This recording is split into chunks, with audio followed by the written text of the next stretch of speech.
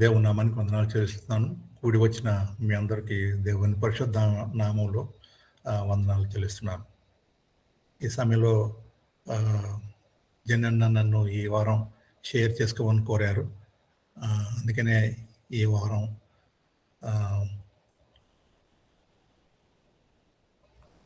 వాక్యాన్ని పంచుకోవడానికి దేవుడు నాకు ఇచ్చిన ఈ మంచి సమయాన్ని బట్టి కూడా వందనాలు చెల్లిస్తున్నాను.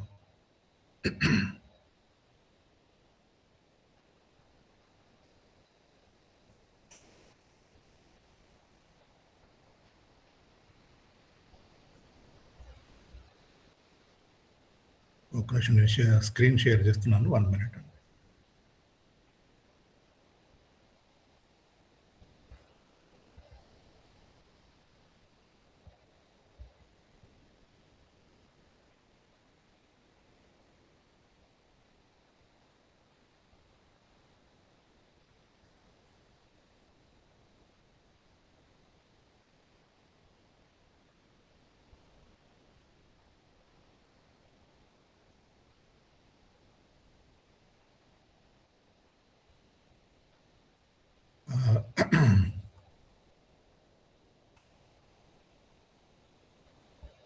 నా షేర్ ఇంకా కనిపిస్తుంది స్క్రీన్?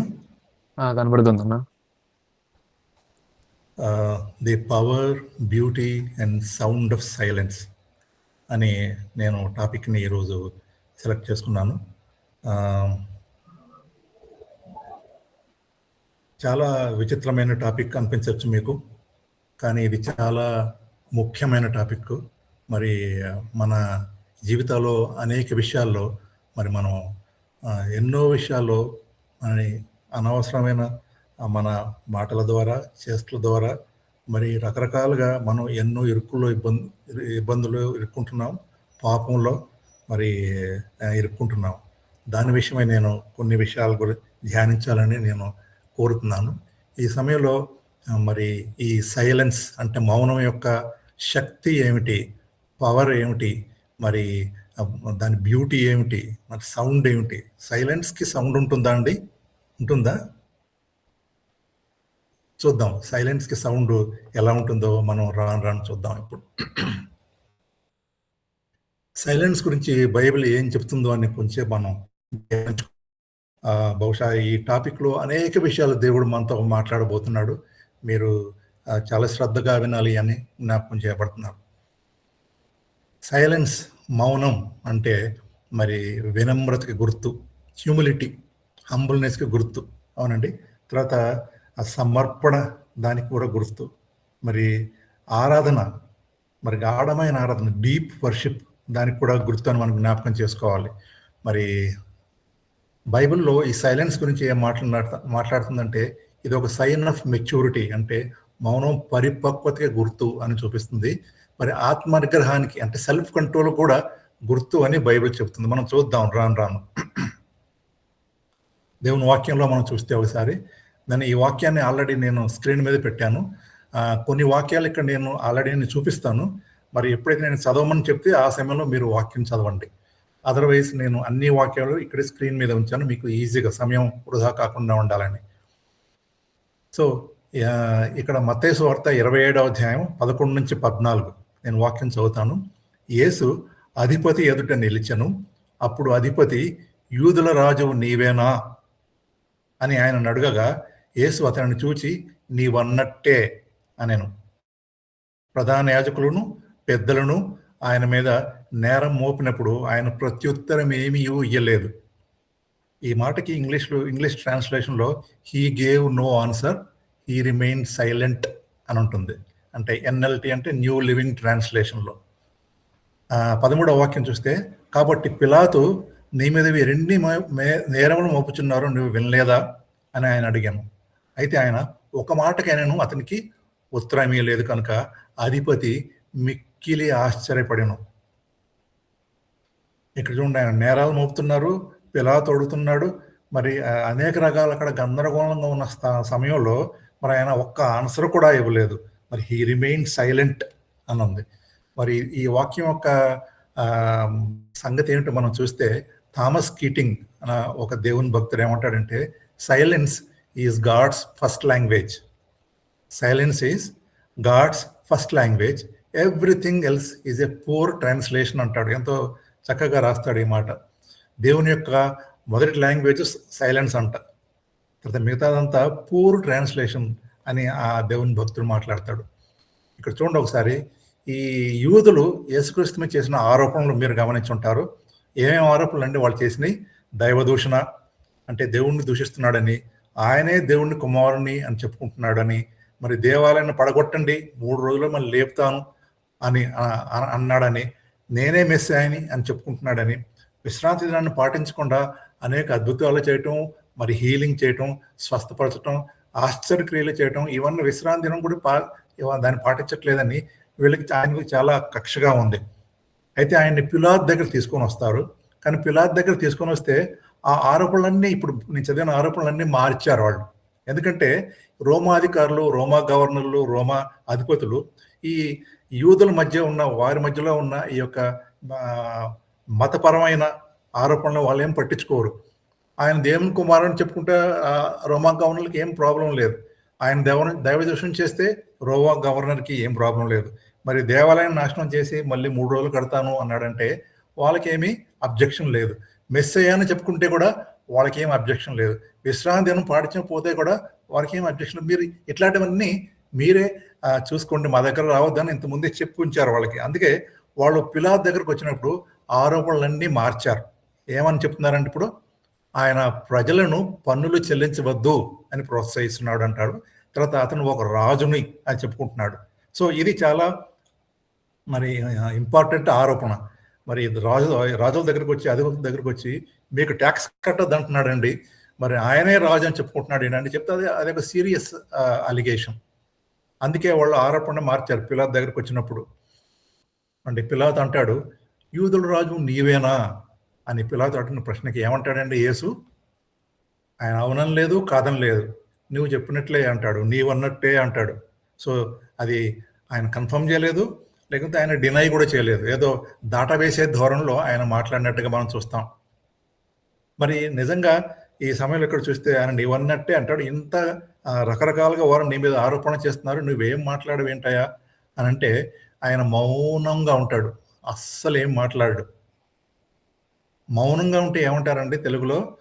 మన మౌనం అర్ధాంగీకారం అంటారు. అంటే సగం ఒప్పుకున్నట్టే, ఆయన తప్పును ఒప్పుకున్నట్టే, అంటే వారు చేసిన ఆరోపణలన్నీ ఈయన ఒప్పుకున్నట్టే అనిపిస్తుంది. కానీ నిజంగా యేసుక్రీస్తు ఆరోపణలన్నింటికి బాధ్యుడిగా? ఆయన దోష నిర్దోష, పాపరహితుడా పాపసహితుడా, మచ్చలేనివాడా లేకుంటే మచ్చ ఉన్నవాడా? దేవుని వాక్యం ఏం చెప్తుంది ఒకసారి చూడండి. 1 యోహాను 3వ అధ్యాయం 5వ వాక్యంలో, పాపమును తీసివేయుటకై ఆయన ప్రత్యక్షమాయననియు మీకు తెలియను, ఆయన యందు పాపమేమీ లేదు అని 1 యోహాను 3వ అధ్యాయం 5వ వాక్యం రాస్తాడు. ఆయన యందు ఏ పాపం లేదు. మరి 1 పేతురు 2వ అధ్యాయం 22లో కూడా ఆయన పాపము చేయలేదు, ఆయన నోటను ఏ కపటము కనపడలేదు అంటాడు. మరి 1 కొరింథీ 5:21లో కూడా, ఎందుకనగా మనం ఆయన దేవుని నీతి ఎగినట్లు పాపమెరుగని ఆయనను మన కోసం పాపముగా చేసను. పాపమెరుగని ఆయనను. సో ఆయన పాపము చేయలేదు. మరి అనేక వాక్యాలు ఉన్నాయి. ఇవే కాకుండా ఇంక చాలా చోట్ల ఆయన నిర్దోషి అని, పాపరహితుడని, మరి పాపం ఏం చేయలేదని, నిష్కల్మషుడని, మరి ఆయన ఇతరుల పాపాల నిమిత్తమై రెడీగా ఉన్న ఒక బలికు అర్పింపబడే ఒక వ్యక్తిగా ఉన్నాడని ఆయన నిరూపించబడ్డాడు. అప్పటికి కూడా మౌనంగానే ఉన్నాడు. He was spotless, sinless, ready for the sacrifice. ఆయన మౌనంగానే ఉన్నాడు. He was silent. మరి అంత ముందు రోజు జరిగిన సంఘటన మనం చూస్తే, మరి గెత్సెమనే తోటలో యేసుక్రీస్తుని అరెస్ట్ చేయడానికి ఈ యూదా సైనికులు వీళ్ళందరూ వచ్చి, రోమా సైనికులు వచ్చి మరి ఆయన్ని అరెస్ట్ చేయడానికి చూస్తున్నప్పుడు యేసుక్రీస్తు తన శిష్యులతో పాటు ఉన్న సమయంలో శిష్యుల్లో ఒకడు మరి సైనికుడి చెవిని తెగ నరుగుతాడు. అవునండి, వెంటనే యేసుక్రీస్తు అలా చేయొద్దని చెప్పి ఆ చెవిని బాగు చేస్తాడు. బాగు చేసి, ఏమిటి మీరు నా గురించి ఏమనుకుంటున్నారు? నాకు తెలియదు అనుకుంటున్నారా? నాకు చేత కాదనుకుంటున్నారా? నేను వేడుకుంటే నా తండ్రి 12 సేనా వ్యూహముల కంటే ఎక్కువ మంది దూతలను ఇప్పుడేలాగా పంపడని మీరు అనుకుంటున్నారా? నీకు తెలీదా? ఒకవేళ నన్ను వేడుకుంటే మరి 72,000 మంది అంటే ఒక్కొక్క సేనావ్యూహంలో 6,000 మంది ఉంటారు. మరి 12 సేనావ్యూహంలో 72,000 మంది ఏంజెల్స్ అంటే ఆ దూతలు వాళ్ళంతా వచ్చి నన్ను కాపాడగలరు కదా! ఈ సైనికులందరిని నాశనం చేయగలరు కదా! అలా చేస్తే మరి లేఖనాలు ఎలా నెరవేరుతాయయ్యా అని చెప్పి యేసుక్రీస్తు వారితో మాట్లాడినట్టుగా, వారితో చెప్పినట్టుగా చూస్తాం మనం అక్కడ మత్తయి 26లో. అందుకే ఏం మాట్లాడలేదాయన. మౌనంగా ఉన్నాడు. మరి ఇక్కడ మౌనంగా ఉండటం అంటే ఆయన ఏదో తప్పు చేశాడని, లేకుంటే ఆయన పాపి అని అర్థం కాదు. ఏమి తప్పు చేయకపోయినప్పటికీ ఆయన మౌనంగా ఉన్నాడు. ఏదైనా మరి మనం వ్యాజ్యమడేటప్పుడు మనం ఏమి తప్పు చేయలేకపోతే మనం ఎప్పుడు మౌనంగా ఉండం. మన చేత కాదు అది. మనం ఉండలేము. మరి ఇక్కడ యేసుక్రీస్తు మనకు మౌనంగా ఉండి మరి ఆయన మనకి మౌనాన్ని నేర్పిస్తున్నాడు. ఈ యొక్క విషయం ద్వారా దేవుడు ఏమి నేర్పిస్తున్నాడో మనం చూడాలి. ఈ యొక్క యేసుక్రీస్తు యొక్క మౌనం గురించి ప్రవచనాల్లో ముందే మరి రాయబడి ఉందండి. మరి ఎప్పుడో కొన్ని దాదాపు 500-600 సంవత్సరాలకు ముందే యేసుక్రీస్తు గురించి ఈ యొక్క మౌనం గురించి అంటే ఆయన మౌనంగా ఉండబోతున్నాడని ప్రవచనాల్లో రాయబడింది. మీరు చూడండి యెషయా గ్రంథంలో 53వ అధ్యాయం 7వ వాక్యం. యెషయా 53:7లో అతడు దౌర్జన్యము నందును బాధింపబడినను అతడు నోరు తెరవలేదు. వదకు తేపడి గొర్రె పిల్లయు బొచ్చు కత్తిరించి వాని ఎదుట గొర్రె పిల్లయు మౌనంగా ఉండినట్లు అతడు నోరు తెరవలేదు. చూసారా ఎంత చక్కగా ముందే ప్రొఫెసీ చేయబడింది, ప్రవచింపబడింది ఆయన గురించి. ఆయన ఇట్లా మౌనంగా ఉండబోతున్నాడని ముందే ప్రవచనం ఇచ్చారు దేవుడు. మరి ఇక్కడ గొప్ప విషయాన్ని చాలా విషయాల్లో ఈ యొక్క వచనంలో మనం చూస్తే ఈ గొర్రెపిల్ల గురించి మాట్లాడతాడు. గొర్రెపిల్ల వదకు తేపడి గొర్రెపిల్ల బొచ్చు కత్తిరించి వాడి ఎదుట మౌనంగా ఉండే గొర్రెపిల్ల. 2 చూపిస్తాడు, 2 ఇన్స్టెన్సెస్ చూపిస్తాడు. ఈ గొర్రెపిల్ల యొక్క స్పెషాలిటీ ఏమిటో మీకు తెలుసా అండి? బైబిల్లో స్పెషల్గా గొర్రెపిల్ల అని ఎందుకు వాడాడు? మీకు ఏమైనా ఐడియా ఉందా అండి ఎవరైనా?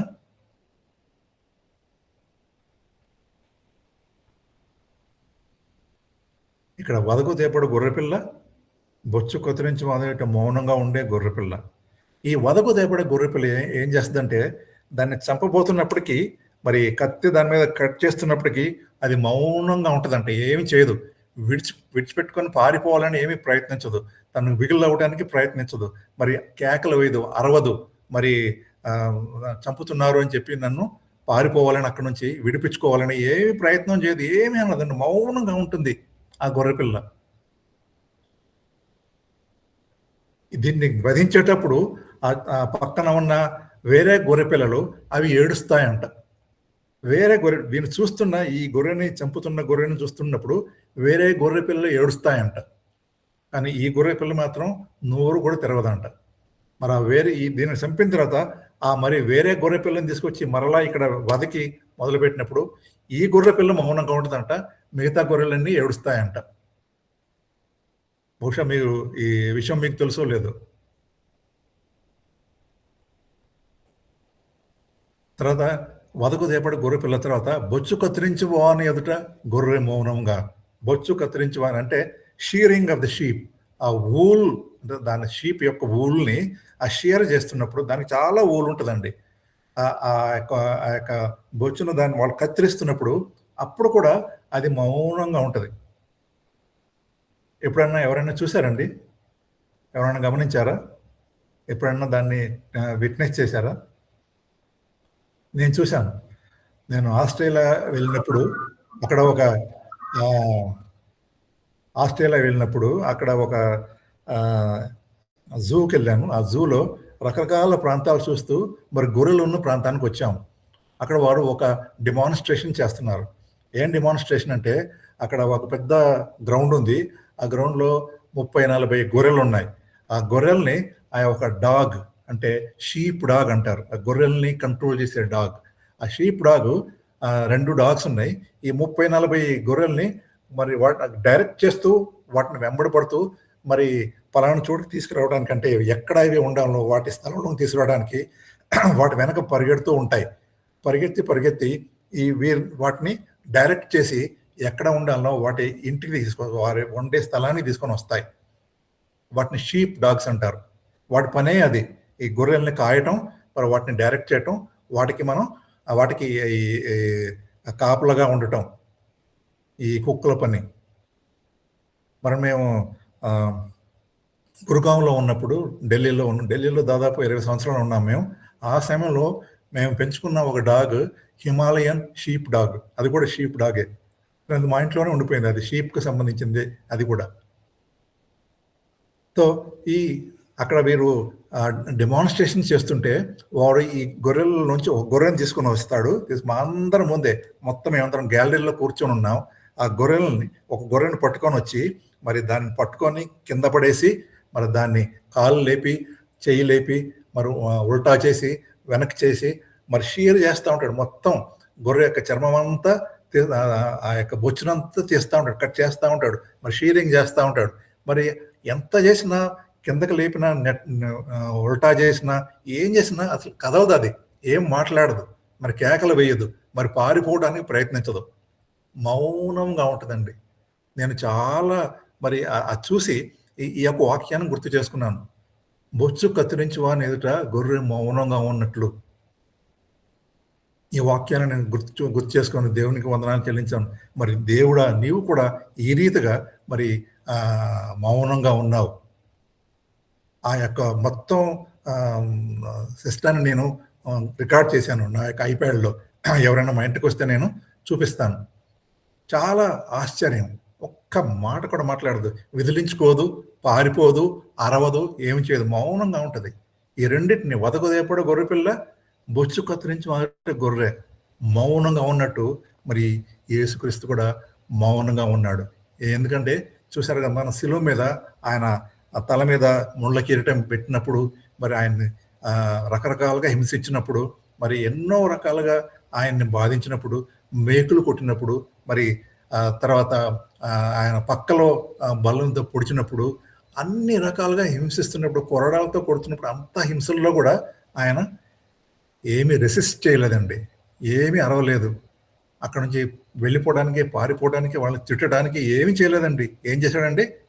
ఇవన్నిటినీ మౌనంగా భరించాడు.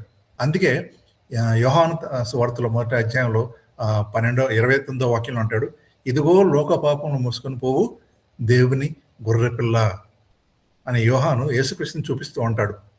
అక్కడే 36లో కూడా ఇదిగో లోక పాపమును మోసుకొని పోవు దేవుని గొర్రెపిల్ల అని యేసుక్రీస్తుని గొర్రెపిల్లతోనూ పోల్చాడు. ఎందుకంటే అది మౌనంగా ఉంటుంది, ఏమీ చేసినా కూడా అది రెసిస్ట్ చేయదు.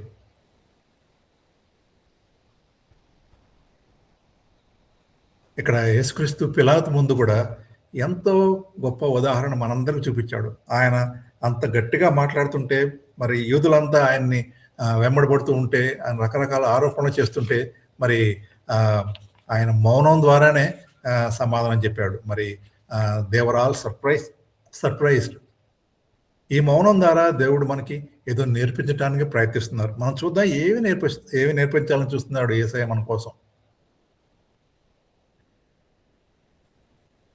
ఇశ్రాయేలీయులు ఎర్ర సముద్రం దాటక ముందు ప్రభువు వారి పక్షాన యుద్ధం చేస్తానని, వారు మౌనంగా ఉండాలని మోషే వారితో చెప్పాడు. మీకు జ్ఞాపకం ఉంది కదండి, నిర్గమాకాండము 14వ అధ్యాయం 14వ వాక్యం. యెహోవా మీ పక్షాన యుద్ధం చేయను, మీరు ఊరకయే ఉండవలనని ప్రజలతో చెప్పాను. The lord will fight for you, you only have to be still, you only have to be silent. మీరు జస్ట్ ఊరకుండాలి అంతే, మీ పక్షాన దేవుడు యుద్ధం చేస్తాడని మరి ఇశ్రాయేలుకి దేవుడు ముందు వాగ్దానం చేసినట్టుగా మనం చూస్తాం మోషే ద్వారా. మరి ఇంకొక విషయం మనం చూస్తే, మనందరికీ తెలిసిన వాక్యం, ఇంకొక విషయం నేను చెప్పడం మర్చిపోయాను. ఈ మౌనం అనేది దేవునితో మనం సాన్నిహిత్యాన్ని పెంచుకోవడానికి ఉపయోగపడుతుంది. అంటే సన్నిహిత అని అంటే ఇంటిమసీని, ఇంటిమేట్ రిలేషన్షిప్ని పెంచుకోవడానికి ఈ మౌనం పనిచేస్తుంది. ఆయనతో ఇటువంటి సన్నిహితం చేయాలంటే మనం మౌనమైన స్థలాల్లో ఉండి ఆయనకు ప్రార్థించాలి. మరి ఎక్స్టర్నల్ డిస్ట్రాక్షన్స్ ఏమి లేకుండా, మరి పరధ్యానాలు లేకుండా వాటి నుంచి దూరంగా ఉంచుతుంది ఈ మౌనం. ప్రసంగిలో మనందరికీ తెలిసిన వాక్యం ఏమిటండి? ప్రతిదానికి సమయం కలదు, చింపుటకు, కుట్టుటకు, మౌనంగా ఉండుటకు, మాట్లాడుటకు. మీకు తెలిసిన వాక్యమే ఇది, చిన్నప్పటి నుంచి మనం చదువుతూనే ఉన్నాం. ప్రతిదానికి సమయం కలదు అంటాడు మొదటి వాక్యంలో, 3లో, ప్రసంగి 3లో. 7వ వాక్యంలో అంటాడు చింపడానికి, కొట్టడానికి, మౌనంగా ఉండడానికి, మాట్లాడటానికి. Time to be silent and time to speak. మనం పాటిస్తున్నామండి.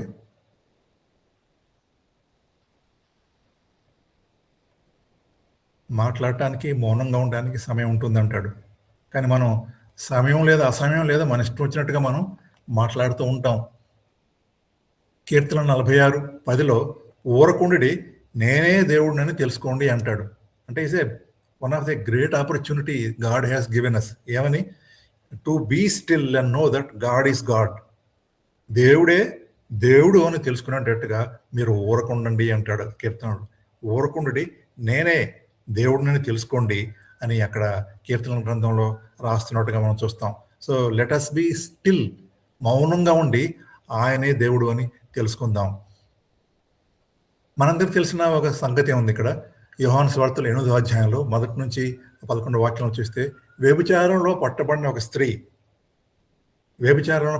స్త్రీ, అక్కడ యూదులందరూ యేసుక్రీస్తు ఒక తన సమాజ మందిరంలో వెళ్ళి మెసేజ్ ఇస్తుంటాడు, వాళ్ళందరితో మాట్లాడుతూ ఉంటే మరి వీళ్ళంతా ఒక స్త్రీని పట్టుకొని వచ్చి ఎక్కడికి ఆలయంలోకి పట్టుకొని వచ్చి, దేవుని ఆలయంలోకి పట్టుకొని వచ్చి, ఆమె వ్యభిచారంలో పట్టబడి రెడ్ హ్యాండెడ్గా పట్టబడింది. మరి ఇట్లాంటి స్త్రీని మేము రాళ్లతోనూ కొట్టాలని మా మోషే మాకు ఆజ్ఞాపించాడు, మరి నువ్వేమంటావు అని యేసుక్రీస్తుని అడుగుతారు. ఆయన్ని ట్రాప్ చేయడానికి ఈ రీతిగా మరి వారు ఆయన్ని అడుగుతారు. యేసుక్రీస్తు సమాధానం ఏమిటండి? ఏమీ మాట్లాడలేదు, అస్సలు మాట్లాడలేదు. పైగా ఆయన కింద ఒంగోని ఏదో రాస్తున్నట్టుగా మరి వాక్యంలో మనం చూస్తాం. ఏదో మరి నేల మీద ఏదో రాస్తున్నట్టుగా చూస్తాడు. ఆయన ఏం మాట్లాడలేదు, మౌనంగా ఉన్నాడు. మళ్ళీ అడిగారు, నువ్వు చెప్పబోయా వీడిని ఏమి చేయాలి? మరి మోషేనేమో చంపమన్నాడు రాళ్లతో కొట్టి, నువ్వేం చెప్తావు అన్నప్పుడు మరి ఆయన మౌనంగా ఉన్నాడు. మళ్ళీ అడుగుతారు. మళ్ళీ అక్కడ చూడండి 7వ వాక్యంలో ఏముంది? వారాయనను పట్టు వదలక అడుగుచుండగా, ఎందుకంటే కంటిన్యూస్ అడుగుతున్నారు ఆయన్ని, చెప్పు చెప్పు చెప్పు అని. వారాయనను పట్టు వదలక అడుగుచుండగా ఆయన ఒక మాట మాట్లాడతాడు, మీలో పాపం లేనివాడు మొదట ఆమెపై రాయి విసరాలి అంటాడు. ఒకటే మాట. మౌనంగా ఉన్న సమయంలో బహుశా తండ్రితో మాట్లాడుతూ ఉండొచ్చు. తండ్రి, మరి ఏం చేయాలి ఈ స్థితిలో? నేను ఏమని సమాధానం చెప్పాలి వీళ్ళకి? మరి ఆ స్త్రీకి ఎలా సహాయం చేయాలి? మరి తండ్రి ఆయనకి సమాధానం ఇచ్చుంటాడు. అప్పుడు ఆయన ఈ మాట అంటాడు, మీలో పాపం లేనివాడు మొట్టమొదట ఆమె పేరు రాయి విసరాలి. అంటే పెద్దవారు మొదలుకొని 9వ వాక్యంలో చిన్నవారు వరకు ఒకటి వెంట ఒకడు అందరూ వెళ్ళిపోయారు. అంటే అక్కడ కూడి ఉన్న వారంతా, చిన్నవారు మొదలుకొని పెద్దవారు, ప్రతి ఒక్కడు పాపే. ప్రతి ఒక్కరు పాపం చేసిన వాళ్ళే. పాపం లేనివాడు ఎవరు లేరు. 9వ వాక్యం రాస్తారు, పెద్దవారు మొదలుకొని చిన్నవారు వరకు ఒకరినంటే ఒకరికి బయటికి వెళ్ళరు. ఎక్కడి నుంచి బయటికి వెళ్ళారండి? ఆలయంలో నుంచి బయటికి వెళ్ళారు. పాపం చేయని వాళ్ళు ఒక్కడు లేడు అక్కడ. ఎవరు కూడా ఎవరు కూడా సెయింట్ కాదండి. అయినప్పటికీ ఇతరుల్ని వాళ్ళు అక్యూజ్ చేస్తూ ఉంటారు. నువ్వు పాపివి, నువ్వు ఈ తప్పు చేసావు, నువ్వు ఆ తప్పు చేసావు అంటాడు. అసలు వీడు కూడా పాపే. ఎవరైతే అక్యూజ్ చేస్తాడో, ఎవరైతే ఆ మాటలు అంటాడో వాడు కూడా పాపే. అయినప్పటికీ కూడా మరి వేరే వాళ్ళని అక్యూజ్ చేసి వేరే వాళ్ళని నిందిస్తూ ఉంటాం. మరి మనం యేసుక్రీస్తు సమయంలో ఇది ఒక ఫ్యాషన్. పాపి అయి ఉండి ఇతరులను పాపులు అని పిలవటం. ఈనాడు కూడా అదే నడుస్తుంది. మనం పాపంలో ఉండి ఇతరుల్ని వారి తప్పుల్ని పట్టడం, వారిని నిందించడం, వారి పాపులు అనటం మరి అదొక ఫ్యాషన్ అయిపోయింది. ఇవాళ కూడా మారలేదు, స్థితి ఏమీ మారలేదు అప్పటికి ఇప్పటికి. కానీ ఇక్కడ మనం గమనించాల్సింది, ఆయన మౌనంగా ఉండి మరి దేవునితో సమాధానం పొంది ఒక మాట మాట్లాడితే అందరూ వెళ్ళిపోయినట్టుగా చూస్తాం. యాకోబు, యేసుక్రీస్తు సహోదరుడైన యాకోబు ఒక ఫార్ములా చెప్పాడండి. మొదటి అధ్యాయంలో 19వ వాక్యంలో ఏమంటాడు అక్కడ? నా ప్రియ సహోదరులారా, మీరీ సంగతి ఎరుగుదురు కనుక ప్రతి మనుష్యుడు వినుటకు వేగిరపడవాడును, మాట్లాడటకు నిదానించువాడును, కోపించుటకు నిదానించువాడునై ఉండవలను. ఇప్పుడు ఎంత స్పష్టంగా చెప్తున్నాడు. ఏమంటాడంటే ప్రతి మనుష్యుడు వినటానికి వేగిరపడాలంట, మాట్లాడడానికి నిదానించాలంట, ఊపించడానికి కూడా నిదానించాలి. అంటే మనం తక్కువగా మాట్లాడాలి, ఎక్కువగా వినాలి. ఆ రీతిగా చేస్తే మన జీవితంలో మనం చాలా ప్రోగ్రెస్‌ని మనం చూస్తాం. చాలా విషయాల్లో మనం దేవునిలో ఎదుగుతాం. మరి చాలా విషయాల్లో మనం సక్సెస్‌ఫుల్ లైఫ్ సాగించగలం. కానీ మనకి ఈ యొక్క సంగతి మనకి పట్టదు. మనం ఫాలో చేయం. తక్కువగా మాట్లాడి, ఎక్కువగా వినే మరి అలవాటు మనకు లేదు. మనకుండదు. దానికి ఉల్టా చేస్తాం. ఎక్కువగా మాట్లాడి, తక్కువగా వింటాం. అవునండి? మీకు మీరే మరి ప్రశ్నించుకోండి. ఫిలిప్పీయులకు రాసిన పత్రిక 2వ అధ్యాయం 3-5లో ఏముంటదంటే, కక్ష చేతనైనను, వృధాతిశయం చేతనైనను ఏమీయు చేయక వినయమైన మనసు కలవారై ఒకరినొకడు తనకంటే యోగ్యుడని ఎంచుచు మీలో ప్రతి వాడును తన సొంత కార్యములను మాత్రమే కాక ఇతరుల కార్యాలు కూడా చూడవలను. క్రీస్తు యేసున కలిగిన ఈ మనసును మీరును కలిగి ఉండండి. ఇక్కడ ఏమంటానంటే, మీరందరూ ఒకరినొకడు తనకంటే యోగ్యుడని ఎంచుచు. మనకి చాలా కష్టమైన విషయం ఇది. మనకంటే వేరే వాళ్ళు మంచివాళ్ళు అంటే మనకి ఇష్టం ఉండదు. మనమే మంచివాళ్ళం అనుకుంటాం. మనమే గొప్పవాళ్ళం అనుకుంటాం. మనమే భక్తిపరులు అనుకుంటాం. మనమే అన్ని విషయాల్లో మరి ఇతరుల కంటే చాలా మంచివాళ్ళం అని మనం అనుకుంటాం. ఇతరుల కంటే యోగ్యులం అనుకుంటాం. కానీ ఇక్కడ వాక్యం ఏం చెబుతుంది? ఒకరికొకడు తనకంటే యోగ్యుడని ఎంచుచు. ఇప్పుడు మీరంతా వింటున్నారు. ఒక్కొక్కరు బహుశా ఒకళ్ళు, ఇద్దరు, ముగ్గురు, నలుగురు కూర్చొని వింటుండొచ్చు మీ ఇళ్లల్లో. మరి మీరందరూ కూర్చొని వింటున్న సమయంలో బహుశా ఒకరికంటే ఎక్కువగా ఉన్నవారు మీరు మీ పక్క వారికి చూసి చెప్పండి, యు ఆర్ బెటర్ దాన్ మీ. నాకంటే యోగ్యుడవు, నాకంటే యోగ్యుడవు అని చెప్పండి ఇప్పుడు. ఎందుకంటే క్రీస్తు యేసున కలిగిన ఈ మనసు మీరును కలిగి ఉండండి అంటున్నాడు. మనకంటే ఇతరులను యోగ్యుడుగా ఎంచే విధానం అది యేసుక్రీస్తుని కలిగిన మనసు లాంటిది. మీరు చెప్పారనుకోండి, మీరు పక్కన ఉన్న వాళ్ళకి చెప్పారండి, నాకంటే యోగ్యుడవు నువ్వు, నాకంటే యోగ్యురాలు నువ్వు అని చెప్పారా? దేవునికి వందనాలు. అది మనం ఫాలో చేయాలి. ఎందుకంటే ఇది దేవుని యొక్క ఆజ్ఞ, దేవుని యొక్క వాక్యం.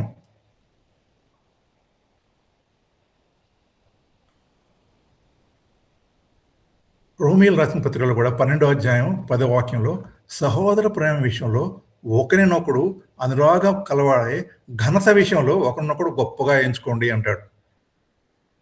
ఒకరినొకడు అనురాగం, ప్రేమ, మరి సంతోషం, సహవాసం కలిగి ఉండారు ప్రతి ఒక్కరు. మరి ఘనత విషయంలో ఒకరినొకడు గొప్పగా ఎంచుకోండి. నేను కాదు నువ్వే గొప్పవాడివి, నేను కాదు నువ్వే గొప్పదానివి అని ఒకరినొకడు గొప్పగా ఎంచుకోవాలంటాడు. ఎంత చక్కగా రాశారండి దేవుని వాక్యం. Honour one another above your cells. నీకంటే వేరే వాళ్ళని గొప్పవాడుగా ఎంచుకో అంటాడు. మరి ఒక భక్తుడు ఉంటాడు, పరలోక రాజ్యం బహుశా ఇలా ఉంటుందేమో. ఎలా? పరలోక రాజ్యం అందరూ టీషర్ట్లు వేసుకొని ఉంటారు. అందరూ టీషర్ట్స్ వేసుకొని అక్కడ ఏముంటుందండి, యు ఆర్ ది గ్రేటెస్ట్ అని రాసి ఉంటుందంట ఆ టీషర్ట్ మీద. అంటే ప్రతి ఒక్కరూ you are the greatest, you are the greatest, you are the greatest అంటారు. అంటే అలా ఒకరినొకళ్ళు మరి నాకంటే నువ్వు గొప్పవాడివి, నాకంటే నువ్వు గొప్పదానివి, నాకంటే నువ్వు గొప్పవాడివి అని వేసుకుంటే బహుశా పరలోక రాజ్యం అలా ఉంటుందేమో అని ఒక భక్తుడు అంటాడు. Honour one another above your cells. ఇది మనం పాటిస్తున్నామండి. మనం ఎప్పుడు మరి ఇతరుల్ని మెచ్చుకోవడం, లేకపోతే ఇతరులు మనకంటే గొప్పవాళ్ళని చెప్పుకోవడం మనకి ఇష్టం లేదు. నేనే I'm the best, I'm the ultimate, there is nobody above me. నేనే ప్రతి వారం గుడికి వెళ్తాను, చందా ఇస్తాను, అన్నీ చేస్తాను. మరి ఈ బైబిల్ వాక్యం చదువుతాను, ప్రార్థన చేస్తాను. నాకంటే గొప్పవాళ్ళు ఎవరు లేరు ఈ సంఘంలో, మరి నాకంటే గొప్పవాళ్ళు ఎవరు లేరు ఈ యొక్క పట్టణంలో. మరి అనేక రకాలుగా మనం గొప్పగా చెప్పుకుంటాం ప్రతిసారి. దేవుని వాక్యం దానికి అపోజిట్గా చెప్తుంది. అది పాటించినప్పుడే నువ్వు నిజమైన యేసుక్రీస్తు సేవకురాలివి అని తెలియబడుతుంది. క్రైస్తవుడవి, క్రైస్తవురాలవి అని తెలియబడుతుంది. మరి అది లేనప్పుడు మరి యేసుక్రీస్తుని కలిగిన ఈ మనసు మనకు లేకపోతే మరి వృధా. ఎందుకంటే మన క్రైస్తవ్యం. ఇక్కడ చూడండి, రోమిల్ రాసిన పత్రికలో 12వ అధ్యాయంలో అక్కడే 16వ వాక్యంలో ఏముందండి? అక్కడ మీకు మీరే బుద్ధిమంతులమని అనుకునవద్దు. ఎంత చక్కగా క్లియర్గా డైరెక్ట్గా చెప్పాడండి ఇక్కడ. ఎందుకంటే మనకు మనమే బుద్ధిమంతులం అనుకుంటాం, మనకు మనమే గొప్పవాళ్ళం, నాకంటే మంచివాడు ఈ లోకంలో ఎవరు లేరు అనుకుంటాం. అవునండి, అవునా కాదా? కానీ దేవుని వాక్యం ఏమని చెప్తుంది? మీకు మీరే బుద్ధిమంతులము అనుకొనవద్దు. మనం నిజంగా దేవుని వాక్యాన్ని పాటిస్తే మరి మనం ఎన్నో విషయాలు నేర్చుకోవచ్చు. ఇక్కడ ఏమంటాడంటే 2 కొరింథీయుల్లో 2 కొరింథీ 10వ అధ్యాయం 18వ వాక్యంలో, ప్రభువు మెచ్చుకున్నవాడే యోగ్యుడు కానీ తను తాను మెచ్చుకున్నవాడు యోగ్యుడు కాదు. ప్రభు మెచ్చుకునేవాడే యోగ్యుడు. You should be approved by God, not yourself. Approved has to come from God. తనను తాను మెచ్చుకునేవాడు యోగ్యుడు కానే కాదు అంటాడు. మనం మెచ్చుకుంటే మనం యోగ్యం కాదని ఒకసారి మనం జ్ఞాపకం చేసుకోవాలి. చాలాసార్లు మనం ప్రార్థన చేస్తాం, సంఘంలో మాట్లాడతాం, విశ్వాసులమైన మనందరం అని చెప్తారు. విశ్వాసులమైన మనల్ని మనం చెప్పుకోవడం కాదండి, వేరే వాళ్ళు చూసి చెప్పాలా నువ్వు నిజంగా విశ్వాసివి కాదా. ప్రార్థన చేసేటప్పుడు కూడా దీనుడైన నన్ను కరుణించు, దీనురాలనైనా నన్ను నా ప్రార్థన విను అంటాం. నీవు దీనుడువో దీనురాలువో నువ్వు చెప్పుకుంటే ఎట్లా అండి? వేరే వాళ్ళు నిన్ను చూసి, నీ ప్రవర్తన చూసి, నీ యొక్క క్రైస్తవ్యాన్ని చూసి, నీ భక్తిని చూసి, మరి నువ్వు చేసే పనులు చూసి వారు చెప్పాలి ఈమె దీనుడు, ఈయన దీనుడు, ఈమె దీనురాలు. వాళ్ళు చెప్పాలి. నువ్వు చెప్పుకుంటే సరిపోదు. మీకు మీరే బుద్ధిమంతులు అనుకోవద్దు. ప్రభు మెచ్చుకునేవాడే యోగ్యుడు, తను తాను మెచ్చుకునేవాడు యోగ్యుడు కాదు. మీరు ప్రార్థనలో ఎలా ప్రార్థన చేస్తున్నారో జ్ఞాపకం చేసుకోండి. మిమ్మల్ని మీరు ఎప్పుడు మెచ్చుకోవద్దు. దేవునికి ఇష్టం లేదు అది. దేవుని వాక్యం చెబుతుంది అది. మీరు మెచ్చుకుంటే కాదండి, ప్రభువు మెచ్చుకోవాలి. మొదటి రాజుల గ్రంథం 19వ అధ్యాయం 11 నుంచి 12 మనకు తెలిసిన ఒక విషయం. ఎందుకంటే చాలాసార్లు మనం ఈ లోకంలో జీవిస్తున్నప్పుడు గజిబిజి లోకంలో, మరి గందరగోళమైన లోకంలో, కోలాహలంతో కూడిన లోకంలో ఉంటాం. మన అన్ని రకాల సౌండ్స్ వస్తుంటాయి. దేవుని యొక్క స్వరం మనం వినలేం. దేవుని యొక్క స్వరం వినలేనప్పుడు ఆ యొక్క గందరగోళ సమయంలో మనం ఆ స్వరాన్ని వినకపోతే ఆగి ఏమిటి ఆ స్వరం అని దేవుని స్వరాన్ని మనం వినటం మనం చెవిని ఇవ్వకపోతే మనం ఏలియాలాగానే మనం కూడా పరిగెడుతూనే ఉంటాం ఆయన స్వరం వినటానికి. పరిగెడుతూనే ఉంటాం. ఏలియా ఎంత దూరం పరిగెట్టాడండి? కొన్ని రోజులు పరిగెత్తాడు. ఎందుకు? ఒక స్త్రీ ఛాలెంజ్ చేసింది ఆయన్ని. 450 మంది ప్రవక్తల్ని చంపిన ఏలియా ఒక్కరోజు ముందు మరి ఒక స్త్రీ వచ్చి ఆయన్ని ఛాలెంజ్ చేయగానే వెంటనే తోక ముడుచుకొని పారిపోయినట్టుగా చూస్తాం. దారిలో మరి దేవుని దూత ఏ రీతిగా ఆయన బలపరిచిందో అవన్నీ మనకు తెలుసు, నేను చెప్పనవసరం లేదు. ఈ 11, 12 వాక్యాల్లో ఏముంటుందండి అక్కడ? అందుకు ఆయన నీవు పోయి పర్వతం మీద యెహోవా సముఖమందు నిలిచి ఉండమని చెప్పాను. అంతటా యెహోవా ఆ వైపున సంచరింపగా బలమైన పెనుగాలి వీచను. యెహోవా భయమునకు పర్వతముల బద్దలాయను, శిలలు చిన్న భిన్నములాయను. కానీ యెహోవా ఆ గాలి దెబ్బ యందు ప్రత్యక్షం కాలేదు. గాలి పోయిన తర్వాత భూకంపం పుట్టాను, కానీ భూకంపమందును యెహోవా ప్రత్యక్షం కాలేదు. ఆ భూకంపమైన తర్వాత మెరుపు పుట్టాను, కానీ ఆ మెరుపునందు కూడా యెహోవా ప్రత్యక్షం కాలేదు. మెరుపు ఆరిపోగా మిక్కిలి నిమ్మలముగా మాట్లాడు ఒక స్వరం వినపడెను. అసలు దాన్ని ఇంగ్లీష్ ట్రాన్స్లేషన్ చూస్తే ఏముంటుందంటే sound of sheer silence, gentle whisper, మరి స్మాల్ వాయిస్. రకరకాల ట్రాన్స్లేషన్లో రకరకాలుగా రాశారు. సౌండ్ ఆఫ్ సైలెన్స్ అంటే ఇదే. Sound of sheer silence. సైలెన్స్కి సౌండ్ ఏంటి అనుకుంటాం కదా, ఇక్కడ వాక్యం చెబుతుంది sound of sheer silence, a gentle whisper, small voice. దేవునికి మాట అలా ఉంటుంది. మనం సరిగా వినకపోతే మనకు అది వినపడదు. మనం జ్ఞాపకం చేసుకోవాలి. అది మిక్కిలి నిమ్మలముగా మాట్లాడే స్వరం. ఆ స్వరాన్ని మనం గుర్తుపట్టాలి. ఆయన మనతో మాట్లాడడానికి ప్రయత్నిస్తుంటాడు. మనం మాట్లాడే ఆయన స్వరాన్ని వినలేము కొన్నిసార్లు. ఎందుకంటే మనం గందరగోళాల్లో, భయాల్లో, రకరకాల గొడవల్లో ఉంటుంటాం. అయితే నిశ్శబ్దంగా ఉంటే ఆ స్వరాన్ని మనం స్పష్టంగా వినగలం. This is the sound of silence. దేవుడు నిశ్శబ్దానికి మిత్రుడండి. The friend of silence. God is a friend of silence. మనం నేచర్ను చూస్తే చుట్టూ ప్రకృతి చూస్తే ప్రకృతి కూడా నిశ్శబ్దంగానే తాను పని సాగిస్తుంది. చెట్లు, పువ్వులు, గడ్డి, గాలి ప్రవాహం, సముద్ర పొలలు ఇవన్నీ నిశ్శబ్దంగా తమ పని చేస్తూ దేవుని స్తుతిస్తుంటాయి. వాటి పనంతా మరి నిశ్శబ్దంగానే నడుస్తుంది. అవేం గోల మేము ఇంత చేస్తున్నాం, అంత పెరుగుతున్నాను, అది చేస్తున్నాను, ఇది చేస్తున్నాను ఏం చెప్పవు అవి. చెట్లు చూడండి, పూలు చూడండి, గడ్డి చూడండి, గాలి చూడండి, సముద్ర పొలాలు చూడండి, అవన్నీ నిశ్శబ్దంగానే తమ పని సాగిస్తున్నాయి. మరి ఆకాశం చూస్తాం, ఎంత అందమైన ఆకాశం, నక్షత్రాలు, చంద్రుడు, సూర్యుడు, అవి కూడా ఏం మాటలు లేకుండానే వాటి కథని మనకి తెలియజేస్తాయి. మరి కీర్తనల గ్రంథంలో 19వ అధ్యాయంలో వీలైతే ఎవరైనా చదవండి. కీర్తనల గ్రంథం 19వ అధ్యాయం 1, 2, 3 వాక్యాలు. అక్కడ ఏముందండి? ఆకాశములు దేవుని మహిమ వివరించు, అంతరిక్షములు ఆయన మహిమను చేతి పనిని ప్రచురపరచుచున్నది. పగటికి పగలు బోధ చేయుచున్నది, రాత్రికి రాత్రి జ్ఞానము తెలుపుచున్నది. వాటికి భాష లేదు, మాటలు లేవు, వాటి స్వరము వినపడదు. వాటికి భాష లేదు, మాటలు లేవు, వాటి స్వరం వినిపించదు. అయినప్పుడు కూడా దేవుని స్తుతిస్తున్నాయి, మహిమపరుస్తున్నాయి. ఎంత గొప్ప విషయం అండి! మౌనంగా ఉండి దేవుని స్తుతిస్తున్నాయి, మౌనంగా ఉండి దేవుని మహిమపరుస్తున్నాయి. వాటికి భాష లేదు, మాటం లేదు, అంత మౌనమే. ఎంత చక్కని వాక్యం రాశాడు దేవుడు. మరి లోకాసు వార్తలు మనకు తెలిసినట్టుగా 5వ అధ్యాయం 16వ వాక్యం చూస్తే, ఆయన ప్రార్థన చేయుటకు అరణ్యంలోనికి వెళ్ళుచుండెను. ప్రార్థన చేసేటప్పుడు ఆయన అరణ్యంలోకి వెళ్ళేవాడండి. ఎందుకండి? ఏకాంతం కొరకు, మరి మౌనంగా ఉండి ఆయన సన్నిధిలో తండ్రితో సహవాసం చేయడానికి ఆయన అరణ్యంలోకి వెళ్ళుచుండెను అని వాక్యం చూస్తాం. మనం కూడా దేవునితో ఏకాంత సమయాన్ని ప్రతిదినం ఆయన సన్నిధిలో గడుపుతున్నామా లేదా ఒకసారి జ్ఞాపకం చేసుకోవాలి. క్వైట్ టైం మన జీవితంలో ఉందా లేదా జ్ఞాపకం చేసుకోవాలి. చాలా మంది నిశ్శబ్దాన్ని ఇష్టపడరు. ఎందుకంటే వారి జీవితాల్లో జరిగిన కొన్ని సంఘటనల ద్వారా, మరి కొన్ని విషయాల ద్వారా, మరి వారి శాంతికి, వారి మనస్సుకి పీస్ లేకుండా చేస్తుంది. అందుకనే వారు నిశ్శబ్దాన్ని ఇష్టపడరు. మరి అటువంటి స్థితిలో మనం దేవుణ్ణి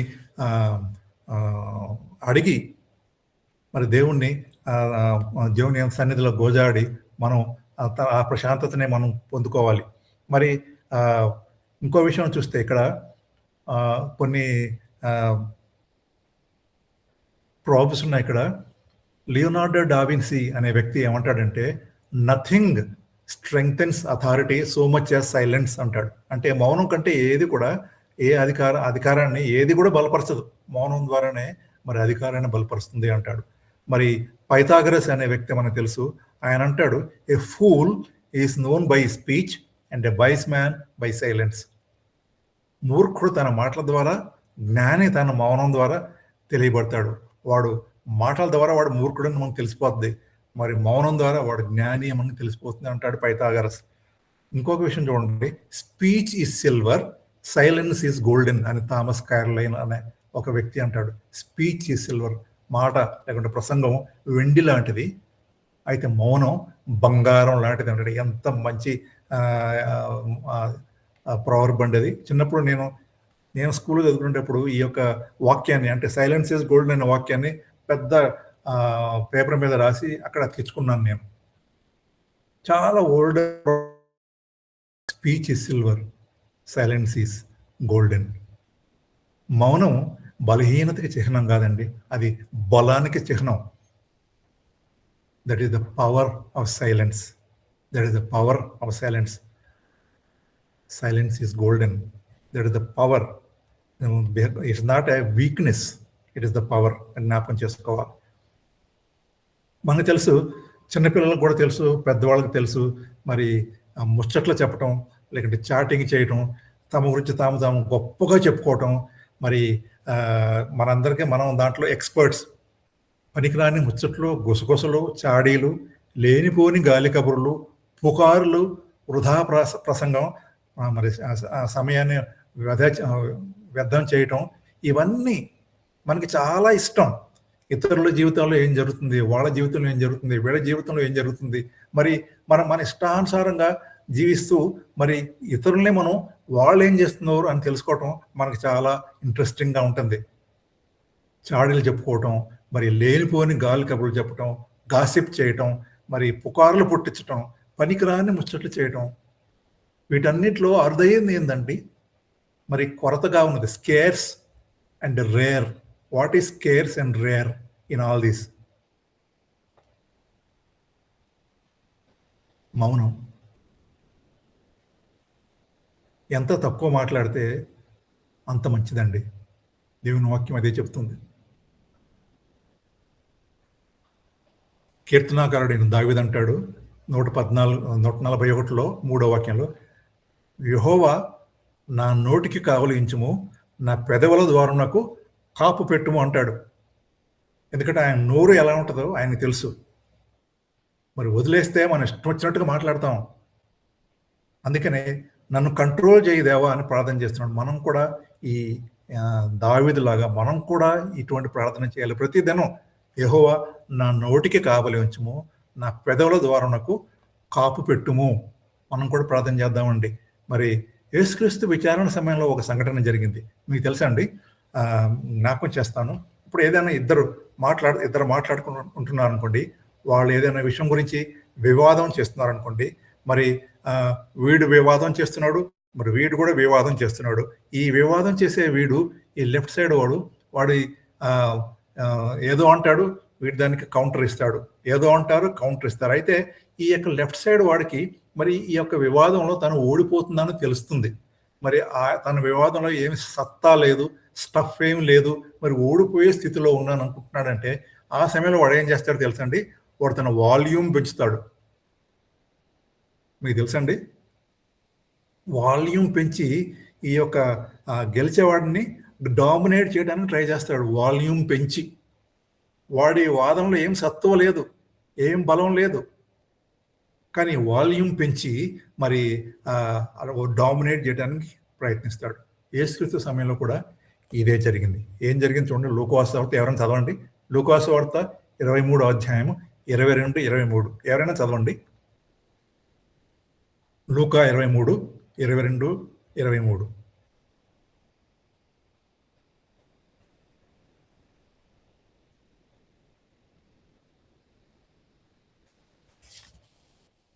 ఏమైనా చదువుతున్నారండి?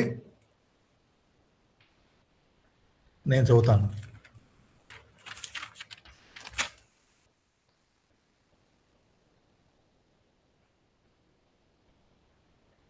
మూడవ మారు అతడు ఎందుకు ఇతడు ఏ దుష్కార్యం చేసెను, ఇతని యందు మరణమునకు తగిన నేరమేమీ నాకు అరగపడలేదు కనుక ఇతన్ని శిక్షించి విడుదల చేతును అని వారితో చెప్పాను. అయితే వారు, అంటే ఈ పిలాతు యేసుక్రీస్తుని విడుదల చేయడానికి మరి అనుకుంటాడు. యాక్చువల్గా వారంతా సిలువ వేయడానికి ఆయన తీసుకొని వచ్చి సిలువ వేయి అని కేకలు వేస్తుంటే మరి పిలాతు అంటాడు, నాకేమీ నేరం కనపడలేదు, ఏంలో నేను 23లో అయితే వారు ఒకే పట్టుగా పెద్ద కేకలు వేసిరి. వాళ్ళు ఓడిపోతున్నారని తెలుసుకొని మరి యేసుక్రీస్తుకి సిలువ వేయడేమో అని తెలుసుకొని ఏం చేస్తారు, వాళ్ళు పెద్ద పెట్టుగా వారు కేకలు వేసినప్పుడు వారిని సిలువ అడుగగా వారి కేకలే గెలిచెను. చూసారా? వాళ్ళు ఓడిపోతున్నారని తెలిసి వాల్యూమ్ పెంచి కేకలు వేశారు.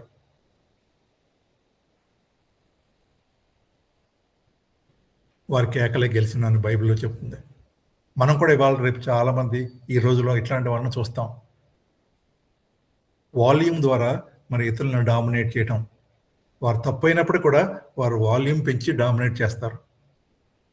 మరి ఇతరులు మనం మాట్లాడుతున్నప్పుడు మనం మౌనంగా ఉండటం అది ఒక గొప్ప గిఫ్ట్ అండి.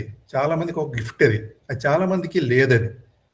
వేరే వాళ్ళు మాట్లాడుతుంటే ఇమ్మీడియట్గా మనం అందుకొని దానికి సమాధానం చెప్పడానికి సిద్ధం అవుతాం, కానీ మరి ఆయన ఏం చెప్తున్నాడు అని దాన్ని మనం వినం. చాలామందికి మాట్లాడే వరం ఉంటుంది కానీ వినే సంకల్పం తక్కువ. మరి సామెతల గ్రంథం చూడండి 18వ అధ్యాయం 13వ వాక్యంలో, సంగతి వినక ముందు ప్రత్యుత్తరం ఇచ్చేవాడు తన మూఢతను బయలుపరిచి సిగ్గునందును అంటాడు. అంటే ఏం చెప్తున్నాడో చెప్పకుండా, చెప్పేది వినకుండా దానికి ఇమ్మీడియట్గా సమాధానం చెప్పేవాళ్ళని ఏమంటారంటే he is foolish, it is his foolishness and shame అని దేవుని వాక్యం చెబుతుంది. సంగతి వెనక ముందే ప్రత్యుత్తరం ఇచ్చేవాడు. ఒకడు మూఢుడైనను మౌనంగా ఉండిన వల్ల జ్ఞాని అని ఎంచబడును, అట్టివాడు పెదవులు మూసుకొనగా వాడు వివేకి అని ఎంచబడును. ఎంత బాగా రాశాడండి సొలొమోను గారు. Even a pool who keep silent is considered wise అంట. ఒక ఫూల్ కూడా వాడు మౌనంగా ఉంటే జ్ఞాని అని పిలుస్తారంట. వాడు పెదాలు మూసుకుంటే వాడు వివేకి అని ఎంచబడతాడంట. ఎంత స్పష్టంగా ఉంది. When he closes his lips, he is deemed intelligent. This is the beauty of silence. Taming the tongue అంటే నాలుకను సాధు చేయటం ఎంత కష్టమో మనందరికీ తెలుసు. ఏ నరుడు కూడా మరి నాలుకను సాధు చేయజారడు అని దేవుని వాక్యంలో మనం చూస్తాం. యాకోబు రాసిన పత్రికలో మనందరికీ తెలుసు. ఏ నరుడును నాలుకను సాధు వాక్యం అంటాడు, ఒక్క నోట నుండి ఆశీర్వచనం శాపవచనం బయలువెళ్ళును, నా సహోదరుల ఇలాగ ఉండకూడదు. చాలా సందర్భాల్లో మనం మౌనంగా ఉండటమే బెస్ట్ థింగ్. మరి మనం ఎప్పుడు నోరు మూసుకోవాలా, ఎప్పుడు మాట్లాడా అనే విషయం మనం తెలుసుకోవాలి. ఇది మనం తెలుసుకున్నప్పుడే మనం జీవితంలో ముందుకు సాగుతాం. లేకపోతే మరి ఎటువంటి క్రైస్తవులమో మనకు తెలిసిపోతుంది. సామెతల గ్రంథం 11వ అధ్యాయం 12వ వాక్యం అంటాడు, తన పొరుగువాడిని తృణీకరించేవాడు బుద్ధి లేనివాడు, వివేకి అయినవాడు మౌనంగా ఉండును. అంటే whoever belittles or derides or mocks or ridicules criticizes his neighbour is a senseless fellow అంటాడు బైబిల్లో. But a man of understanding remains silent. తనకు పొరుగువాడిని తృణీకరించేవాడు అంటే వాడిని క్రిటిసైజ్ చేసేవాడు బుద్ధి లేనివాడు అంటాడు బైబిల్లో. వివేకం ఉన్నవాడు మౌనంగా ఉంటాడు. దీనిలో ఈఎస్వి అంటే ఇంగ్లీష్ స్టాండర్డ్ వర్షన్లో ఉంది ఇది. అంటే చాలా విషయాలు మనకు అర్థం కానప్పుడు రకరకాల ట్రాన్స్లేషన్స్ మనం చూడవచ్చు ఇంగ్లీష్లో. మరి అది అలా చూడటం నాకు అలవాటు. ఎందుకంటే మనకు కొన్ని విషయాలు అర్థం కావు. మరి దాదాపు 40-50 ట్రాన్స్లేషన్స్ ఉన్నాయండి ఇంగ్లీష్లో. రకరకాల విషయాలు రకరకాలుగా ట్రాన్స్లేట్ చేసి ఉంటాయి. అది చూసి నేను ఈఎస్వి నాకు బాగా నచ్చింది ఈ వాక్యం, ఇంగ్లీష్ స్టాండర్డ్ వర్షన్. విస్తారమైన మాటలలో దోషం ఉండక మానదు, తన పెదవులను మూసుకునేవాడు బుద్ధిమంతుడు. నేను చెప్పాల్సిన అవసరం లేదండి. ఇన్ అదర్ వర్డ్స్ ఏం చెప్తుందంటే ఇక్కడ డోంట్ టాక్ టూ మచ్. అది పాపాన్ని పెంచుతుంది కానీ పాపాన్ని తగ్గించదు. మరి గల్తీలు రాసిన పత్రికలు కూడా 5వ అధ్యాయం 22వ వాక్యంలో ఆత్మఫలం గురించి మనం చూస్తాం. ఇక్కడ మనం మౌనంగా ఉండి మరి వారి సరైన సమాధానం చెప్తుంటే దాన్ని సెల్ఫ్ కంట్రోల్ కింద వస్తుంది. అది ఆత్మఫలములు దాంట్లో ఉన్న లక్షణాల్లో ఒక లక్షణం ఏంటి? ఆశా నిగ్రహం. మనందరికీ తెలుసు కదండి. ఆత్మఫలము, ఆత్మఫలాలు అంటారు కొంతమంది, అది తప్పండి. ఫలాలు కాదు, ఆత్మఫలము. మీరు బైబిల్ చదవండి సరిగ్గా. ఇంగ్లీష్లో కూడా the fruit of the spirit, not fruits. So ప్రేమ, సంతోషం, సమాధానం, దీర్ఘశాంతం, దయాలత్వం, మంచితనం, విశ్వాసము, సాత్వికము, ఆశా నిగ్రహం ఇవన్నీ కలిసి ఉంటేనే మనం ఫలిచ్చినట్టు లెక్క. ఏదైనా ఫలం తీసుకుంటే మనం మామిడికాయ తీసుకున్నాం అనుకోండి, మరి తొక్క ఒకటి, గుజ్జు ఒకటి, టెంక ఒకటి, ఆ 3 కలిపితేనే ఫలం. తొక్క ఒక్కదాన్నే పట్టుకొని మనం ఫలం అనలేం, గుజ్జు ఒక్కదానే ఫలం అనలేం. సో వీటిలో చాలా లక్షణాలు ఉన్నాయి. మరి కొన్ని లక్షణాలు కొంతమంది అంటారు, నేను ప్రేమ, సంతోషం, సమాధానం ఉందండి కానీ నాకు ఆశా నిగ్రహం లేదు, దీర్ఘశాంతం లేదు అనుకుంటారు అని చాలామంది. పర్లేదు, చాలా విషయాలు మనం అన్నింటిలో మనం పర్ఫెక్ట్గా ఉండకపోవచ్చు. ఏ విషయాల్లో మనం తప్పిపోతున్నామో ఆ విషయంలో ఆ లక్షణం గురించి దేవునికి ప్రార్థన చేస్తే ఆయనకు మనం కనెక్ట్ అయ్యి మరి ఆయనలో ముందుకు సాగితే తప్పకుండా ఆయన మనకి అది తయారు చేస్తాడు, మనకి అది ఇస్తాడు. తీతులో 3:1-2 చూస్తే అధిపతులకును అధికారులకును లోబడి విధేయులుగా ఉండవాలని, ప్రతి సత్కార్యం చెట్టుకు సిద్ధపడి ఉండవాలని మనుషులందరి సంపూర్ణమైన సాత్వికాన్ని కనపరుస్తూ ఎవరినైనా దూషింపగా జగడమాడని వారును శాంతులనై ఉండాలి. అంటే ఎవరితోనూ కొట్లాడద్దు, ఎవరిని తిట్టకూడదు, ఎల్లప్పుడూ సాత్వికంగా ఉండాలి, శాంతులుగా ఉండాలి అంటాడు. అంటే ఇంగ్లీష్లో always be gentle towards everyone. ఎంత చక్కగా ఎన్ని మాటలు ఉన్నాయండి దేవుని వాక్యంలో. మత్తయి సువార్తలో చూస్తే చాలా ఇంపార్టెంట్ వాక్యం ఇది. నేను మీతో చెప్పున్నది ఏమనగా, మనుషులు పలుకు ప్రతి వ్యర్థమైన మాటను గురించి విమర్శ దినమున లెక్క చెప్పవలసి ఉంటుంది. నీ మాటలను బట్టి నువ్వు నీతిమంతుడవనియు, నీ మాటలను బట్టి అపరాధమనియు తీర్పు నొందుదు. మన మాటలే మన అట్లాంటి వారిని చెప్తుందంట. నీ మాటలను బట్టే దేవుడు తీర్పు తీరుస్తాడు. ప్రతి మాట, every useless talk you make, you have to give an account on the day of judgement. ప్రతి వ్యర్థమైన మాట గురించి లెక్క చెప్పాలి. మన మాటలే మనం నీతిమంతుడో లేకుంటే అపరాధో మన మాటలే మనల్ని తీర్పు తీస్తాయి. మాటల కంటే మౌనమే ముఖ్యం ఉంటుందని యేసుక్రీస్తు మనకు చూపించాడు. మరి పిలాతు అంత గట్టిగా అడిగిన సమయంలో ఆయన మౌనం ద్వారానే గంభీరతను చూపించి తన సైలెన్స్ ద్వారా పిలాతుకి తన ఉనికిని చెప్పాడు అక్కడ యేసుక్రీస్తు. మత్తయి 12:34 ఏముందండి? హృదయం నిండి ఉండును దాన్ని బట్టి నోరు మాట్లాడును కదా. అంటే మనం హృదయం ఎవరైనా మాటలు వింటుంటే మరి వారి నోటి మాటలు వింటే మనకు తెలుస్తుంది వారి హృదయంలో ఏముందో, వారు ఎటువంటి వారో, వారి సంగతి ఏమిటో వారి మాటల ద్వారా మనం చెప్పగలం. మన హృదయంలో ఏముందో అదే బయటకు వచ్చి దాని ద్వారా మనం మాట్లాడతాం. అంటే మన హృదయానికి మన నోటికి డైరెక్ట్ కనెక్షన్ ఉందని చెప్తుంది Bible. Direct connection between our heart and our mouth. ఎందుకంటే మరి హృదయం నిండి ఉన్న దాన్ని బట్టి మనం మాట్లాడతాం. మరి మన మాటలు మన హృదయాలను బయటపడుతుంది. మన మాటలకి మౌనానికి శక్తి ఉందని జ్ఞాపకం చేసుకోండి. మరి మనలో ఉన్న సమస్యకి ముఖ్య కారణం ఏమిటి? సమస్యకి ముఖ్య కారణం ఏమిటి అంటే హార్ట్ ఆఫ్ ద ప్రాబ్లం ఏమిటంటే ప్రాబ్లం ఇన్ ద హార్ట్. మన హృదయంలోనే ఉంది సమస్య అంతా. జ్ఞాపకం చేసుకోండి, ఆ హృదయాన్ని ఎంత జాగ్రత్తగా ఉంచుకోవాలనో. ఎందుకంటే ఆ హృదయంలో ఏముంది దాన్ని బట్టే మన నోటి నుంచి బయటకు వస్తున్న మాటలు. ప్రేమ కలిగిన వాడే ఒకరినొకడు దాసులై ఉండండి. ప్రేమ కలిగిన వారే ఒకరినొకడు దాసులై ఉండండి. సర్వెంట్ లీడర్షిప్ గలతీయుల రాసిన పత్రికలో మనందరికీ తెలిసిన వాక్యం. ఒకరినొకడు దాసులు. I'm your servant, I'm your servant, I'm your servant అని చెప్పగలవండి? నాకంటే నువ్వు యోగ్యుడు, నాకంటే నువ్వు యోగ్యురాలు అని చెప్పాలని చెప్పి మనం చూసాం ఫిలిప్పీల్లో. ఇక్కడ ఏమంటాడు? ఒకరికొకరు దాసులుగా ఉండండి. నేను ఇక్కడ హోసూరులో పనిచేసినప్పుడు సర్వెంట్ లీడర్షిప్ అని ఉండేది. ఏంటంటే ఆ పని నేను పనిచేసిన కంపెనీ ఒక అమెరికన్ కంపెనీ. అది ఆ కంపెనీలో వాళ్ళకి కోర్ వాల్యూస్ ఉన్నాయి. ఆ కోర్ వాల్యూస్లో one of the core values servant leadership. అంటే నువ్వు లీడర్ అయి ఉండొచ్చు కానీ నువ్వు ఒక సర్వెంట్వి, అట్లా ఉండాలి నీ లీడర్షిప్ అంటారు. అది ఒక కోర్ వాల్యూ వాళ్ళది. నాకు చాలా ఇష్టమైంది అది. నేను ఇక్కడ పనిచేయడానికి వచ్చినప్పుడు మా డిపార్ట్మెంట్లో మరి 13 ఉన్నారు నా డిపార్ట్మెంట్లో.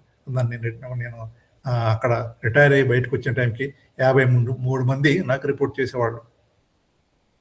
అందరికీ కూడా నేను ఏ రీతిగా అందరినీ బోసజం చేయలేదు. నేను వాళ్ళందరి మీద నేను అధికారం చెలాయించలేదు. వాళ్ళతో పాటు కలిసి ఉన్నాను, వాళ్ళతో పాటు జీవించాను, వాళ్ళతో పాటే ఫ్రెండ్ లాగా ఉన్నాను. సర్వెంట్ లీడర్షిప్ అలా ఉండాలి. మరి నేను గురుగాంలో కూడా పనిచేసినప్పుడు దాదాపు 20 సంవత్సరాలు పనిచేశాను. నేను అక్కడ అక్కడ రిజైన్ చేసి ఇక్కడికి వచ్చే టైంలో వాళ్ళు మాకు ఇచ్చిన ఫేర్వెల్ మెసేజ్లో నా అధికారి నాపై ఎవరికైతే నేను రిపోర్ట్ చేస్తానో ఆయన కళ్ళనీళ్ళు పెట్టుకున్నాడండి నేను చేస్తున్నందుకు. తర్వాత మా టీం మెంబర్స్ వాళ్ళు ఏడ్చారు. ఎందుకు అది ఈజీగా రాదండి, ఎవరలా చేయడానికి ఈజీ కాదంతా. నీ యొక్క ప్రవర్తన వల్ల, నీ సర్వెంట్ లీడర్షిప్ వల్ల నువ్వు ఏ రీతిగా మాట్లాడుతున్నావు, నీ మాటలు ఎలా ఉన్నాయి, మరి నీ ప్రవర్తన ఎలా ఉంది, దానిని బట్టి మరి ప్రజలు నీకు రెస్పాండ్ అవుతారు. సర్వెంట్ లీడర్షిప్ అండి. అయితే గలతీయుల రాసిన పత్రికలో మీరు ఒకరినొకడు ఖర్చుకొని భక్షించిన వాళ్ళే మీరు ఒకరినొకడు బొత్తిగా నశించిపోతారని జ్ఞాపకం చేసుకోండి. ఎందుకంటే దాసుకుని దాసులై ఉండంటే మనం ఏంటంటే ఒకరికొకడు బాసులై ఉంటాం. నేను ఆయనకి దాసులు అంటే నేను బాస్ని అని చెప్పుకుంటాం. మనం చాలా తప్పండి. అందుకనే ఇతరులను మనం కట్టే రీతిగా ఉండాలి కానీ వారిని మరి చీల్చే రీతిగా టీరింగ్ డెమ్ డౌన్ ఆ రీతిగా ఉండకూడదు. ఒకరినొకడు ఖర్చుకొని భక్షించే రీతిగా ఉండకూడదు. ఒకరినొకడు దాసులుగా ఉండాలని దేవుని వాక్యం చెప్తా ఉంది. మరి కొలసీలు రాసిన పత్రికలో ప్రతి మనుషునికి ఎలాగో ప్రత్యుత్తరం వేయాలనో అది మీకు తెలుసుకుంటకాయి మీ సంభాషణ ఎలా ఉండాలండి? ఉప్పు వేసినట్టు ఎల్లప్పుడూ రుచికలదిగాను కృపాసహితంగాను ఉండనీయుడి. మీరు ఎన్నోసార్లు ఈ వాక్యం చదువుంటారు, కానీ ఈ యొక్క కాంటెక్స్ట్లో మనం విన్నప్పుడు నిజంగా దీనికి ఉన్న వాల్యూ ఏమిటో మీకు అర్థమవుతుంది.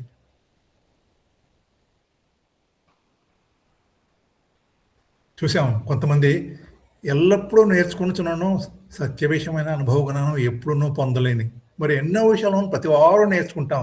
మరి మొబైల్లో వింటూ ఉంటాం, చర్చిలో వింటూ ఉంటాం, మరి సంఘాలు రకరకాల మీటింగ్స్కి వెళ్తుంటాం, మరి ప్రతిదినం బైబిల్ చదువుతుంటాం, అన్నీ చేస్తాం. మరి కొంతమంది ఉంటారు ఎల్లప్పుడూ నేర్చుకున్నప్పటికీ సత్య విషయమైన అనుభవ జ్ఞానం ఎప్పుడూ పొందలేని, నేను చెప్పిన మాట కాదండి, బైబిల్లో ఉన్న మాట ఇది. ఎల్లప్పుడూ నేర్చుకుంటున్నాను సత్య విషయమైన అనుభవ జ్ఞానం ఎప్పుడూ పొందలేని కొంతమందిని గురించి మాట్లాడతాడు. మరి 2వ తిమోతిలో 3వ అధ్యాయంలో చదవండి. తర్వాత మనం అటువంటి స్థితిలో ఉండకూడదని దేవుని చేత హెచ్చరింపబడుతున్నాం. మనం చూసాం కొన్ని వాక్యాలు, ప్రతి దానికి సమయం కలదని, మరి వినుటకు వేగిరపడ, మాట్లాడటకు నిదానించి ఉండాలి, ఒకరికంటే ఒకరు తనకంటే యోగుడని ఎంచుకోవాలని, నోటికి కావాలంటానికి ప్రార్థన చేయాలని, మరి మూఢుడైనా కూడా మౌనంగా ఉండాలని జ్ఞాపకం చేసుకున్నాం. Always be gentle towards everyone. మరి ఈ మౌనం ద్వారా దేవుడు మనకి ఎన్నో విషయాలు నేర్పాడు. మరి మాటల కంటే మౌనమే ఎక్కువ శక్తి ఉంటుందని దేవుడు మనకు చూపించాడు. సో చివరిగా చివరి వాక్యం ఏంటంటే, మీరు వినువారు మాత్రమే ఉండి మిమ్మల్ని మీరు మోసపుచ్చుకోనకుండా వాక్య ప్రకారం ప్రవర్తించేవారనే ఉండండి. చాలాసార్లు వింటారు, కానీ చాలా విషయాల్లో అప్పటికప్పుడే మర్చిపోతారు. ఒక 2-3 రోజుల వరకు, ఆ తర్వాత మళ్ళీ నెక్స్ట్ వీక్ ఏం చెప్పారు ఎవరికి గుర్తుండవు. ఎవరు వాటిని గుర్తుంచుకోరు. వాక్యం ద్వారా ఏం నేర్చుకున్నాం, దాన్ని ఎలా చేయాలి అని మనం నిన్ను వలని పొరుగు వారిని ఎంతమంది ప్రేమిస్తున్నామండి? నీకంటే ఇతరులని గనులుగా ఎంచుకోమని ఎంతమంది చేస్తున్నాం? ఎన్ని విషయాలు దేవుడు మనకు బోధిస్తే ఒక్కటే మనం చెయ్యం, అన్నిటికీ మనం ఆపోజిట్గా చేస్తాం. ఎందుకంటే ఇంక మరి మన క్రైస్తవులుగా జీవించటం, ఎందుకంటే మనం వినువారు మాత్రమే ఉన్నాం, వాక్య ప్రకారం ప్రవర్తించే వారం కాదు. అందుకే యాకోబు ఇక్కడ వార్నింగ్ ఇస్తున్నాడు, వినువారు మాత్రమే ఉండకుండా మరి మిమ్మల్ని అట్లా చేస్తే మిమ్మల్ని మీరే మోసపుచ్చుకుంటారు. వాక్య ప్రకారం ప్రవర్తించి వాడై ఉండండి. యేసుక్రీస్తు కూడా సెర్మన్ ఆన్ ది మౌంట్లో కొండ మీద ప్రసంగంలో ఉంటాడు, ఈ నా మాటలు విని వాటి ప్రకారం చేసేవాడు ఏముందండి, బండ మీద ఇల్లు కట్టుకున్న బుద్ధిమంతుడు. మరి ఇంకొకటి గురించి మాట్లాడతాడు, ఈ నా మాటలు విని వాడు కూడా వింటాడు. ఎవడు? బుద్ధిహీనుడు. వాడు కూడా వింటాడు, కానీ వాడు అలా చేయడంట. వాడు ఇసుక మీద కట్టుకున్న బుద్ధిహీనుడు. బుద్ధిహీనులు ఇద్దరు వాక్యం వింటారు, కానీ బుద్ధిహీనుడు ఆ వాక్యం ప్రకారం జీవించడు. మనం దేవుని చేత హెచ్చరించబడుతున్నాం. మనం మోసపుచ్చుకోకుండా వాక్య ప్రకారం ప్రవర్తించే వారంగా ఉందాం. మరి దేవుడు మిమ్మల్ని అందరినీ దీవించును గాక. ఆమేన్. ఈ యొక్క సమయాన్ని ఇచ్చిన ప్రతి ఒక్కరికి, మరి మీరంతా పాల్గొన్న ప్రతి ఒక్కరికి దేవుని సన్నిధిలో మీ అందరికి వందనాలు చెల్లిస్తున్నాను. Thank you so much. వందనాలు.